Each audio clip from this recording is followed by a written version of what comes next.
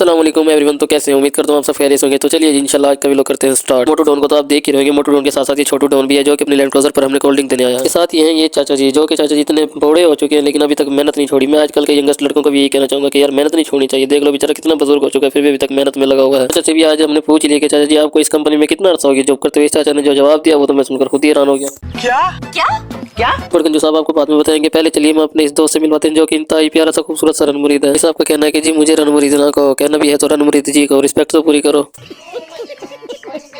अब और कोई नहीं है भाई साहब बल्लू। आखिरकार चपड़गंजू ने भी इस रनमुरीद की क्लास लेना स्टार्ट करी थी। कौन है ये लोग,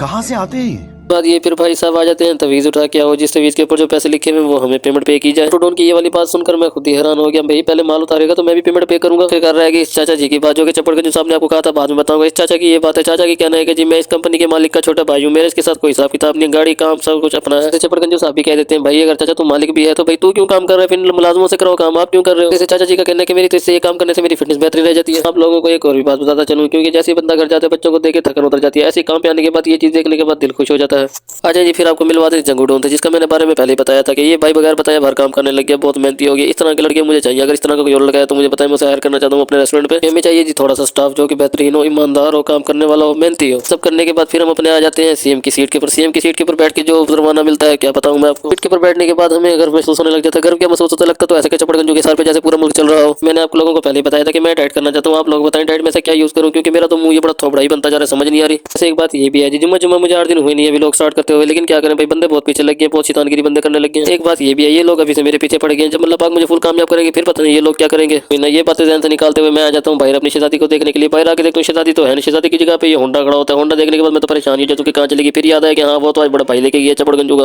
हाँ चपड़गंजू यूट्यूब वालों से ये बात करना चाहेगा कि भाई हमारा नंबर कब लगेगा फेम होने का, जल्दी जल्दी मुझे फेम कर दो ताकि कुत्ते बिल्ले बंदों के मुंह बंद हो जाए। करने के बाद चपड़गंजू सब पहुंच जाते हैं अंदर हाल की तरफ। अंदर जाके देखते हैं ये जंगू डॉन अपने दास्तान की कहानी देख रहा होता है। मैं इसे कहता हूँ छोड़ भाई अपन जो अपनी रेगुलर की कहानी चलती है वो चलाते हैं। बात तो चपड़गंजू को आज तक ये समझ नहीं आई, पता नहीं क्या खराबी हो जाती है। कभी हमारा कैमरा धुंधला हो जाता है, कभी हमारा चेहरा खराब हो जाता है, समझ नहीं आया भाई आज तक क्या करे इस चेहरे का, क्या करे इस कैमरे का। करने के बाद चपड़गंजू चला देता है पुराने शेफ की यादें। आगे जाके देखते तो शेफ की क्योंकि आ रही होती है काफी याद। इंशाल्लाह जिंदगी रही तो इससे मिलने जाएंगे। ये जो है हमारा स्टाफ के बाद चपड़गंजू अपना थोड़ा लेके पहुंच जाता है शीशे के पास, जाता है अपनी पर्सनैलिटी सेट करता है शीशे के सामने देखता है और कहता है खुद को वाह भाई क्या खूबसूरत है तू। हम छोटा हो या बड़ा इज्जत लेकिन नीयत से होती है। मैं उन लोगों को भी ये कहना चाहूंगा कि भाई छोड़ दो दूसरों की बुराई, छोड़ दो दूसरों की जिंदगी में दखल अंदाजी करना। ये भी है कि इंसान को अपनी जिंदगी के अलावा दूसरी किसी की जिंदगी में इंटरफेयर नहीं करना चाहिए। जी आपको मिलवाते हैं सिंगर भाई साहब से जो कि इतना खूबसूरत सिंगर है, इतना अच्छा सिंगर है, 2 गाने गाने के बाद इसका गला खराब हो जाता है। चपड़गंजू की ये वाली बात सुन के ये भाई साहब गुस्सा हो गए, चली देते हैं कि क्यों भाई तूने हमारे बारे में ऐसे क्यों कहा, हम तो एक ब्रांडेड सिंगर है। और अगर आप लोगों को ये वीडियो पसंद आई तो वीडियो को लाइक कर दीजिएगा और प्लीज चैनल को सब्सक्राइब लाजमी कर दीजिएगा, बेल आइकन का बटन ऑन कर लीजिएगा ताकि आपको हमारी नेक्स्ट वीडियो मिलती रहे। और यहाँ से साथ जुड़े रहिएगा क्योंकि कहानियां भी खत्म नहीं हुई।